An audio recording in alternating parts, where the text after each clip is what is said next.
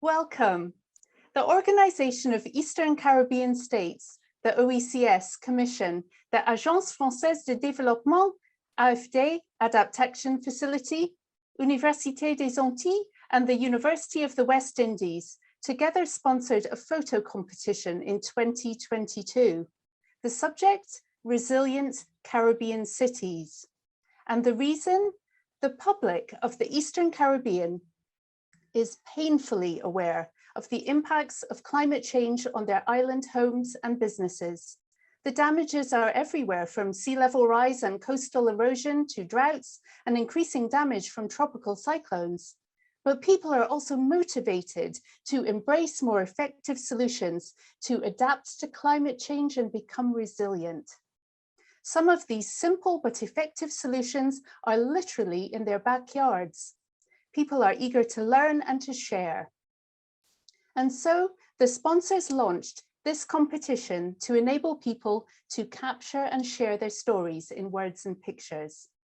I'm Marie Dupar, and the implementing partners include my organization, ODI, also Suez, Acacia Consulting, NGen, and the University of Technology, Jamaica. I have been acting as competition director. This event celebrates the winners of the Climate Resilient Cities photo competition. And now I'm delighted to introduce Mr. Crispin Dauvergne, the Program Coordinator for Climate Change and Disaster Risk Management in the Environmental Sustainability Cluster of the OECS, who will say a few words and announce the winners. Over to you, Mr. Dauvergne. Thank you so much, Mary, and hello, everyone. When we realized that we had the opportunity to be part of this photo competition and to sponsor it, we leapt at the chance, because the islands of the Eastern Caribbean are particularly vulnerable to the impacts of climate change. And we have been keen to support our member states in every way in building their resilience. But simply put, our countries can only be as resilient as the people are, and the people can only be as resilient as the communities in which they live. So for us, being part of this competition, being a sponsor for the competition was, as they say, a no-brainer. So where the competition is concerned, we asked applicants, can you capture in a winning picture how the Eastern Caribbean is becoming more resilient to climate change? And we asked them to submit high-resolution photos with a short caption illustrating an Eastern Caribbean resilience solution under one of these categories: people power, social and business innovations for resilience, nature-based solutions showing green and blue infrastructure that boosts resilience, and design and technology displaying resilient features of the built environment and infrastructure. We are awarding one top prize of 750 Eastern Caribbean dollars and two runner-up prizes of 300 Eastern Caribbean dollars to the entries judged by our panel to best illustrate resilience solutions in the Eastern Caribbean. We are delighted today to announce the winners in each of these categories. So the overall competition winner is Cheryl Charles of Antigua and Barbuda with her entry, People Power in the Backyard. So I would like to invite Cheryl, the overall competition winner, to say a few words about her photo. Good afternoon, everyone. Let me first start by saying thank you so much for this opportunity to be a part of this event today. And it is an honor to be chosen as the top prize winner for this competition. So thank you so much. It truly means a lot to me. In terms of my photo, the backstory, when I first read the criteria, I was contemplating on an example of climate resilience in Antigua, but I wanted one that wasn't obvious. And so that is why I chose my father's irrigation system in my mother's backyard garden. And that sounds like a mouthful, but a bit of context for it. So Antigua has suffered from drought for years. I think one of the worst droughts could be dated back to the 1980s. And so it's nothing new for the island. And fortunately, we have found ways to store our water when we are blessed with rain. However, with the onset of climate change, it can be difficult to determine if things will get better or worse. Will we get more rain or less rain? Will we have more frequent hurricanes? And so to offset this unpredictability, my father decided to build a drip irrigation system for my mother's garden using things he found in the backyard, things he got from family members, and the only expense he had was for the drip lines that my cousin is holding in the photo.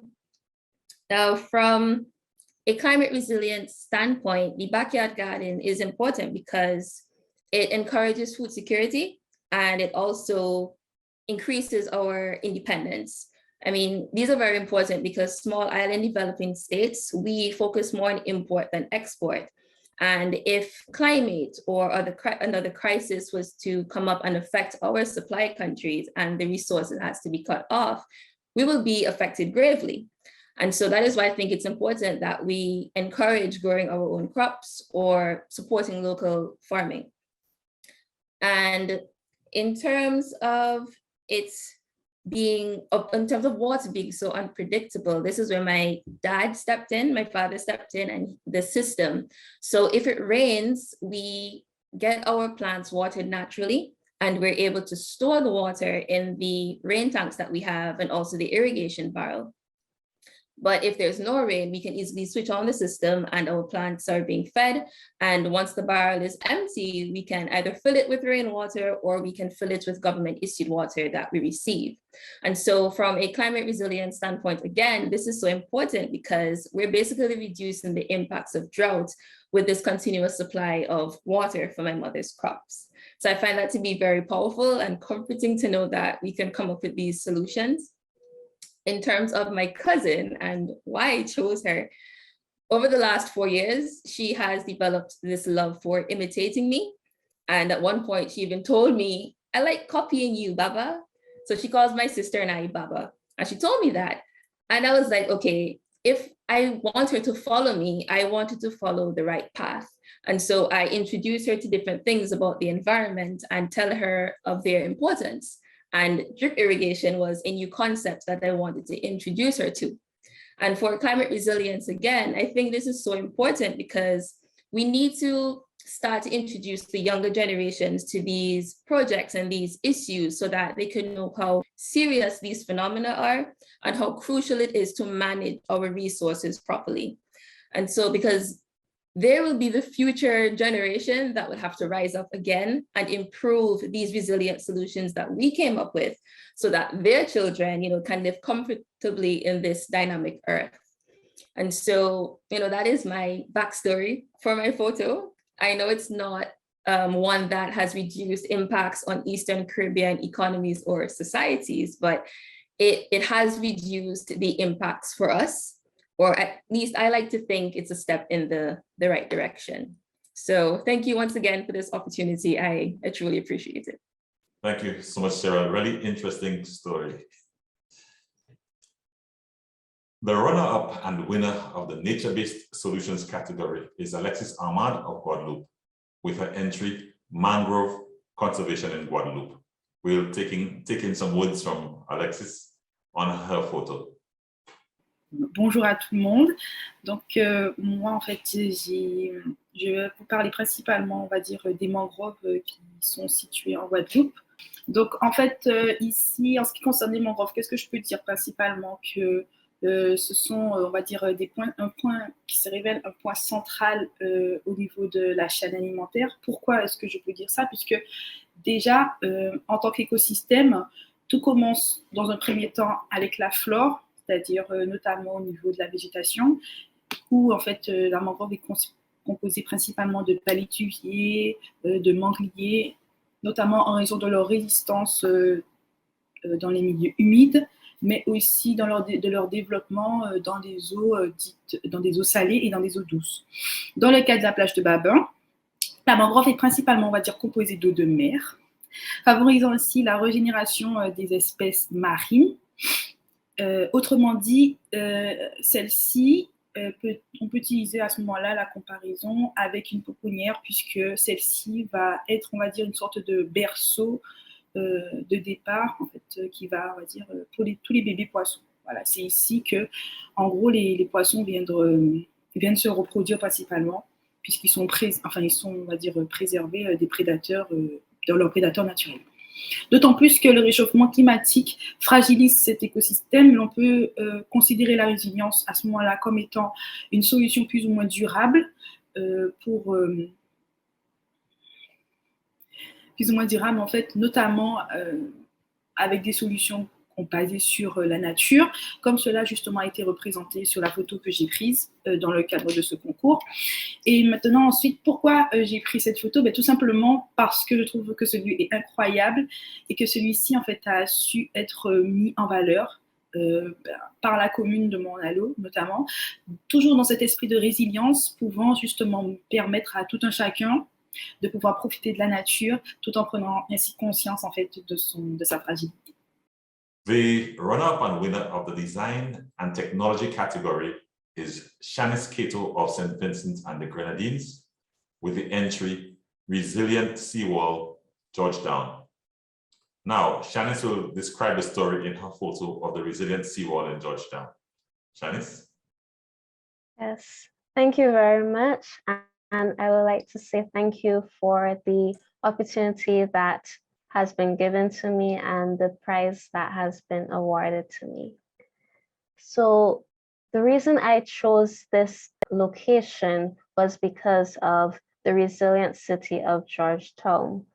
Now, I began to think about where I could take this picture, and I thought of a couple places, but then I remembered that, well, when I was looking around and I drove around with a friend and we thought Georgetown is absolutely beautiful, and well, we could have seen the persons walking about and we were inspired to really take this picture. So the city of Georgetown is located in the north of St. Vincent and the Grenadines, and it is home to a large fishing community and many resilient people, as I spoke of before. And recently we would have had tragic destruction from the April 2021 volcanic eruption. But while driving around, I barely saw any evidence, and I was amazed at how resilient the people were. And it's a lively town filled with schools and distilleries, many bars. And this really juxtaposes that relaxing location that you could see in the photo with the crashing waves and a black sandy backdrop. The seawall is a relief for many of the town's folk because it protects the community. And it has been, well, the community has been subject to many floods. If you're in St. Vincent, you know that Georgetown gets flooded very often. So this really helps to protect the city, and especially during the hurricane season. And this coastal defense project, it was completed in 2021, and it not only protects against, well, the infrastructure, but also the persons. The sea is very beautiful, but despite its beautiful nature, it has claimed many souls, unfortunately. So you can see some X-blocks, infrastructures really interlocking, and this really helps to absorb some wave energy, and as well as an 8-foot wall, which really prevents the waves from causing any damage. And there's also a channel, so wastewater from the nearby distillery can be channeled through that constructed drain to further prevent any flooding.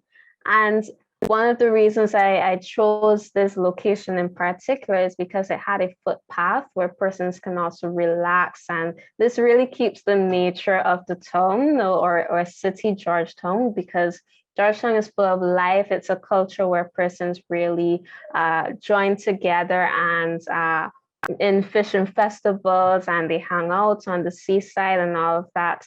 And I really liked that. Well, in design, you really have to, I guess, bridge the gap between art or something that looks good and is actually functional for the persons. And I believe that this really kept that, where it was really beautiful to look at. You can enjoy the seaside and hang out while also being extremely functional and protecting the people and the infrastructure.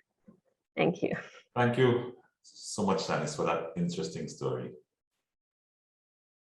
Now, the judging panel also recognized 4 honorable mentions in the competition, who scored very highly with their entries, even though they didn't win the top prizes. I would like to specially mention these photographers. Santa Clean Mathilde of Guadeloupe with the photo Commercial Areas in Baimaho Become More Resilient. Delphine Tuzoli of Guadeloupe with the photo of Memorial Acte in Guadeloupe. And Cherina Warner of St. Kitts and Nevis with Building Defenses Against Climate Change, showing a hydroponics setup for growing leafy vegetables. And Rachel Neal with the photo of the Palisados and Kingston Harbour, Jamaica. We have received a message from Michelle about the story behind this photo, also which we show here. Good morning, everyone. My name is Rachel Neal, and I took the photograph entitled The Palisados and the Kingston Harbour. Now, I took the photograph because the Palisados is just about a 5-kilometer sand spit which forms the 7th largest harbour in the world, natural harbour in the world, and that's the Kingston Harbour. The Palisados is home to a very important asset for the Jamaican people, the Norman Manley International Airport, and also Port Royal.